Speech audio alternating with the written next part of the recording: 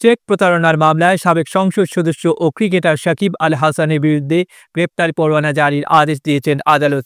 আগামী 24 মার্চ গ্রেপ্তারি পরোয়ানা তামিলের প্রতিবেদন আদালতে উপস্থাপন করতে বলা হয়েছে। ঢাকার চিফ মেট্রোপলিটন ম্যাজিস্ট্রেট আদালতের additional chief metropolitan magistrate Ziadur Rahman রোববার 19 জানুয়ারি এ আদেশ দেন। আদালত সংশ্লিষ্ট সূত্রগুলো বলতে, চেক প্রতারণার অভিযোগে গত 15 ডিসেম্বর সাকিব আল হাসান সহ 4 জনের বিরুদ্ধে মামলা করেন আইএফআইসি ব্যাংকের জনসংযোগ কর্মকর্তা শাহিবুর রহমান। অভিযোগে বলা হয়, সাকিব আল হাসান অ্যাগ্রো ফার্ম লিমিটেডের চেয়ারম্যান হিসেবে দায়িত্ব পালন করছেন। ঋণের বিপরীতে অ্যাগ্রো ফার্ম লিমিটেড চলতি বছরের 4 সেপ্টেম্বর 4,14,00,000 টাকার দুটি চেক দেয় ব্যাংকে। তবে অ্যাগ্রো ফার্ম লিমিটেডের ব্যাংক হিসাবে পর্যাপ্ত টাকা না থাকায় চেক দুটি প্রত্যাখ্যান করা হয়। পরে টাকা পরিশোধ করার জন্য অ্যাগ্রো ফার্ম লিমিটেডকে আইনি নোটিশ পাঠায় আইএফআইসি ব্যাংক। এরপরও টাকা পরিশোধ করা হয়নি।